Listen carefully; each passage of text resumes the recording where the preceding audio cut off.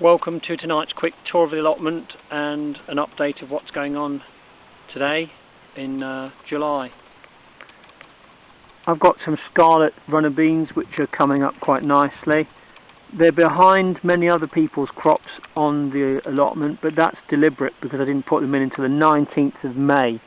I wanted to avoid the extremes, and we did have some extreme weather at the time, so basically quite happy that they've made it all the way to the top of the arch. I'm just using a simple arch with some jute and also some other synthetic type string as well to let them go. So pleased with those this year. The next little square is some Swiss chard, planted originally in seed. So I had these at home in seedlings, brought them down here. There was quite a dry spell when I did so, and I thought it was touch and go, but chard, this is quite hardy. They were a seed, they were from Wilkinson's, and basically they were sort of one up on the quality, so I just went slightly up on the quality, and it's much better. They said they were hardy. Next to them I've got the Pablos, and I know quite a few of you have gone for beetroots this year. Mine have been excellent and quite drought resistant. Planted them on lots of different sites around. Here we have a tayberry cross between a raspberry and a blackberry. It's been a nice heavy cropper this year, a little bit unruly as you can see, so you've got to put canes up and just a bit of jute around it to contain it, but fertilised it earlier on in early spring and it's done me proud. As you can see, the red currants have been extremely good this year. Few problems of course with the usual fungus attacks, but I've just removed some of the leaves, not too many because you don't want them to get totally, sunburnt, and I've just netted basically around them with some simple canes and some fairly cheap netting to stop the wood pigeons having all of them. They do get a few of course, but only the clever ones. This beauty is a eucalyptus, and although it's sort of advertised as a bush, it's sort of climbing its way ever higher, and of course I use this. Sometimes you can chop up the eucalyptus, mix it with something like lemon balm and soak it in water, chop it all up with scissors, add a bit of detergent, got yourself an insect repellent. And of course you can do lots of other things with eucalyptus and extract the oil if you look into it. I just think it's a really beautiful looking unusual plant, and it does grow well. I didn't think it would, but it's tolerated this dry, arid, windy conditions down here. I planted a couple of different varieties of leeks here, and my own was grown from seed, and then I bought a few because I was worried that the ones I had wouldn't come up, but they have. They're just not as vigorous as the other variety. Musselburgh is the one I planted, but they look like they're all going to do okay despite the droughts. Been down a lot, it's taken a lot to keep these going, though they're not, well, they're quite a needy plant I found down here early on, and I fed them as well with liquid tomato feed. Just listening to that song rush there. This patch is got some purple sprouting broccoli. It's been attacked a bit. It went in June. Again, grew this from seed at home. They do require a good spacing, and I do believe I'm not expecting anything off them this year. So next year, hopefully, I can join in and have some of the pleasure some of you have had of having a bit of a crop from this. So it did look touch and go at first, but I think now we're into the first week of July, towards the end of it, and it looks okay. Here we have a russet apple, and this was on a special offer at the garden centre, and basically it had not sold from a previous year. Some people just don't like the russets. My other half really likes them, so I thought I'd give it a go, and it's been treated as per all the other grafted apple trees I've had. Again, I was fooled many years ago. I thought you could just leave these plants and feed them, but no, you do have to tend them. They are quite needy crops, apples, but worth the effort just for the variety on your plot to have a go with grafted tree. Here we have a pear tree, and it's done extremely well this year. I did the pollination method myself, where you use a little artist's watercolour brush, and it's been pruned as well as I possibly can using my own sort of limited knowledge of these trees. It got the pear rust, so that was treated with the usual milk and bicarbonate and detergent, and my own homemade insecticides have paid to anything else that's tried to have my lovely pears. So looking forward to some of these later on. I do like unusual plants, and this ginkgo plant is part of that, and I do believe I looked it up, and it is an ancient plant, way back in the midst of time when these first came on planet Earth. So I just grow it because it just cheers me up having a look at such a beautiful, strange and weird plant on my plot. Got a number of these on a special offer. They were tiny when I got them. They were bays, and of course you can use these and cut them. I've seen beautiful topiary on these ones at various garden centres. I got them for a different reason, as a windbreak. I originally mentioned that some time ago, maybe last year, and the windbreak's coming on well. Another bonus is they do repel insects along with mint. You can of course use them for that effect, as well as in cooking. As a flavouring, so there you go. As some of you have also mentioned, the red Hinamaki are a good variety to grow here in the UK, so I've got a number of these. I also had cuttings myself, which I took. This one here has been in just the 2 years, and I'll get a bit of a crop off this one. The Japanese wineberry here, only gone in this year, and I do believe it's going to give me a little crop, this little beauty. Highly recommended. Always nice when the neighbour's growing these nasturtiums, perfect for repelling all sorts of pests, and they've got a whole sort of bed of this. It does help, so anything you can do like this using a natural form of protecting yourself, well done in my book.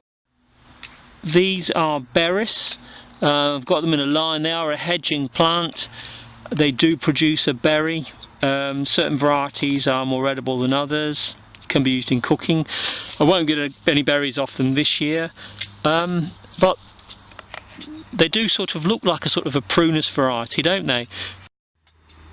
When I first took on the plot, there were some really old rhubarb plants. I waited for a bit, and of course they do propagate a bit themselves, and I dug some of them up, and they have a sort of a corm thing underground, and I basically split it up and propagated them, and they've done quite well. I've got 2 here, and on the back row I bought a tiny one.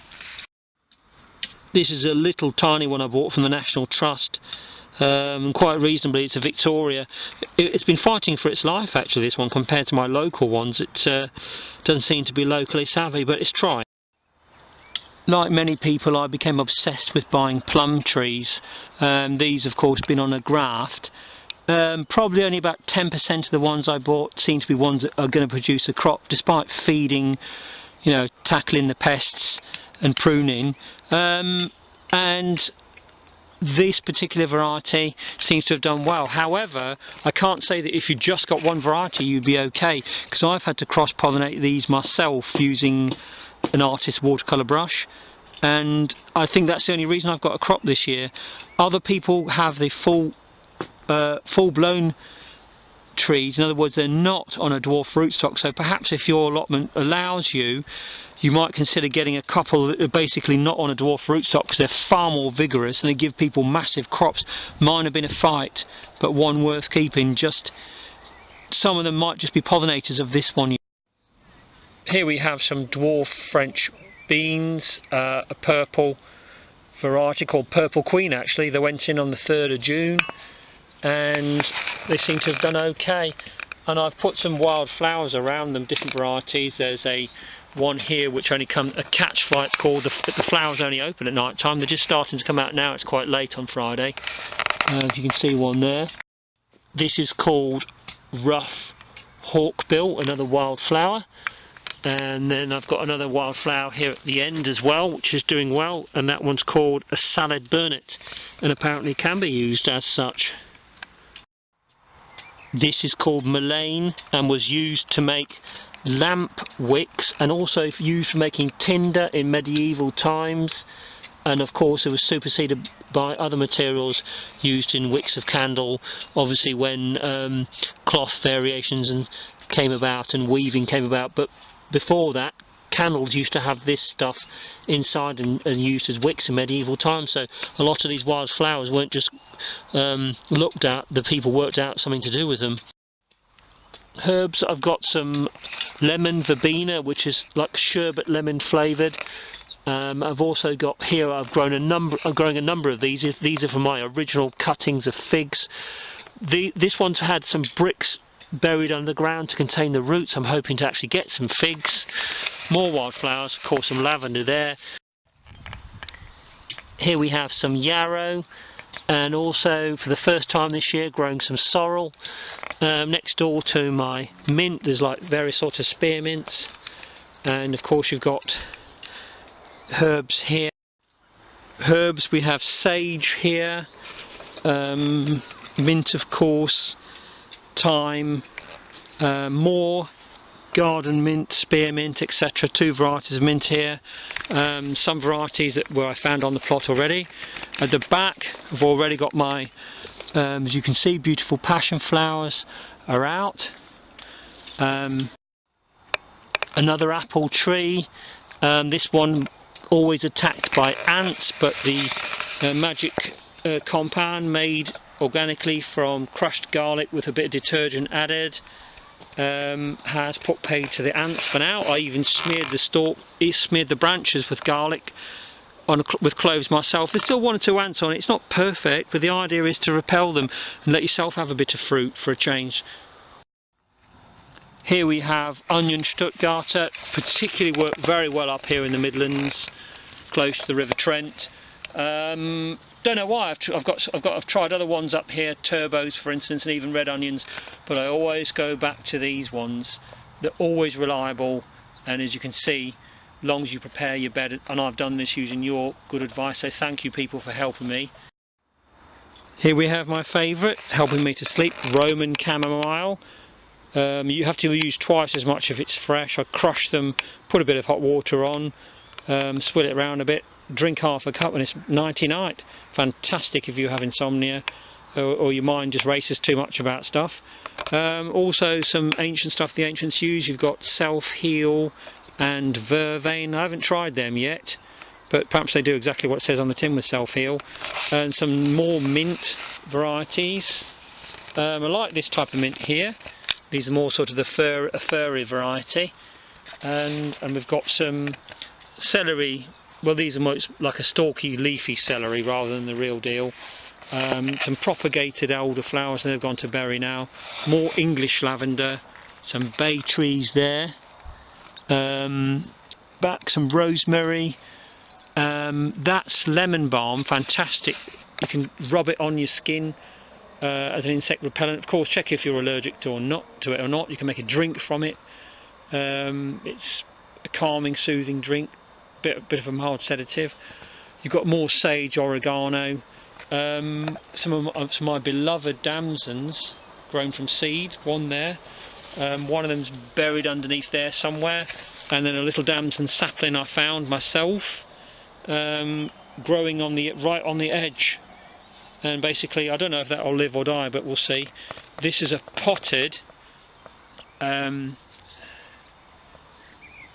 fig, and you've got some Mexican orange blossom here that's stopped flowering now, and then you've got your parsley there, lemon scented fir tree there, some more lavender, and at the back my massive bay which I bought from my own garden when I first got the plot, with some blackberries. At the back there's some more rosemary, and at the back my plot, as you might know, is a huge, and it's gone massive. I've actually fertilised the tree myself, and the birds love it. It's an elder, and I've had loads of drinks off this. It's now going to berry. And there, of course, these grow wild everywhere up here in Nottinghamshire. Buddleia, and you can see on the other side of my Robinson Crusoe setup here, where I can sit down and read, etc. I've got my passion flowers yet to flower, only the one I've shown you really. Well, maybe another one there. Here we have some purple knapweed, favoured of course by, as many wildflowers are, by pollinators. Next to that, some lovage there, which has grown back. This stuff here is, you'll probably find a lot of it on your plot. I think it's just milkweed. When you break it, you can see it starts to ooze. See that? Milkweed. Strange stuff. But a lot of these have got medicinal uses when you look them up. This year's summer fruiting raspberries have been a great success, and I learned from you kind people, that basically Mick Watson from Newark advised you could just put little bits of, you could put strings around the ones that are fruiting, and that tells you which ones to prune, because you have to prune these quite late in winter, and you can tell which ones to prune because they're the ones which have a much darker wood. And basically I over pruned some of them. They still gave me a crop, but even now I'm very pleased with the outcome this year. These are turbo onions, a different variety to the Stuttgarter. Not as vigorous, but I think obviously they're a different flavour. It's said that they have quite a sharp flavour on the when I bought them. These are struggling. There's probably only 4, maybe 5 that's come up. Borlotti, and I bought a good variety, and you can see they do look like they're being attacked as they're coming up. But if only say 5, 6 make it, I should be okay. I'm not going to plant any more unless I read otherwise. Just in case this year 2017 was a complete washout, I'd invested in a square of blackberries as well as propagating them on the back of the plot. And basically any runners, because they grow on the current branches as they're thrown out, so any of these runners, I'm chopping runners off and leaving anything that had flowers on, and it's all going to berries. You can see the ones I've treated on this plot. Very unruly plant, but not unmanageable. And of course it's pick one and then get a scar and a cut, but you know, they're well worth it, aren't they, blackberries, even thorned ones like. This is a different variety of pear tree to the other one I showed you. Had to be sprayed quite a lot. It had the pear rust, so it's been treated, and it's got a little crop on, which for a dwarf rootstock is very good. Here we have Saxa dwarf beans planted from seed. These have been far more successful than the Borlottis. And this particular plot here, where I added lime and also some gypsum. I actually ordered it from British Gypsum itself. Lovely people, and the guy said that a lot of the farms in the area around where I live in Nottinghamshire use a lot of this stuff, so I just used the correct quantity with some lime as well, and of course dug in some rotted horse manure into the plot to try and break up the clay. I grew these from seed and I got them quite late on, and they're mini pop sweet corn variety. I ordered them from Wilkinson's didn't have them in stock, and I put them on a few varieties. At the back of these French beans as well, I put a line of mini pops as well, and they're not the same as ordinary sweet corn, because as you know, sweet corn is wind pollinated. These aren't. They look like they're going to make it. It looks like I'm going to get some mini pops this year, so pleased about that.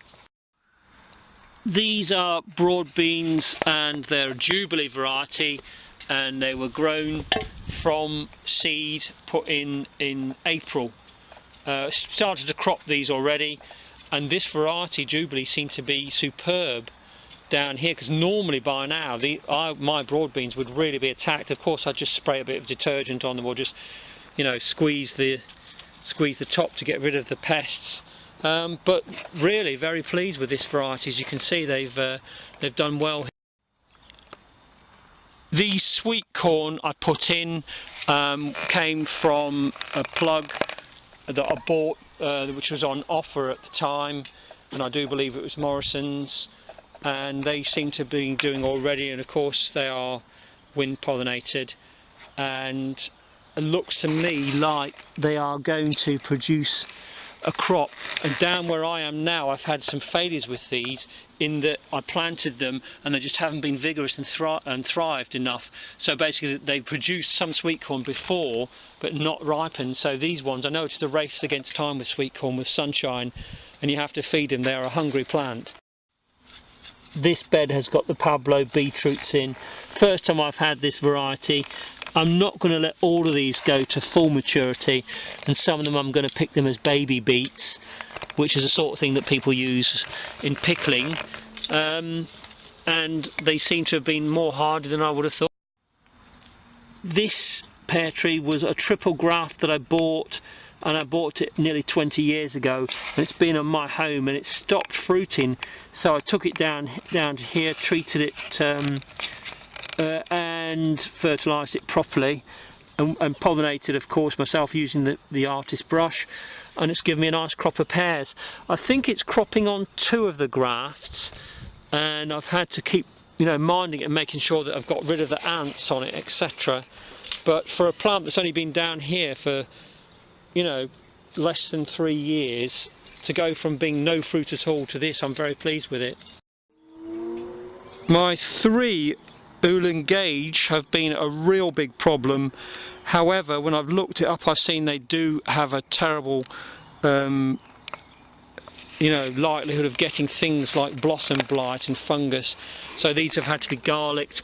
You rub garlic on the stems there and sprayed, of course, with homemade sprays.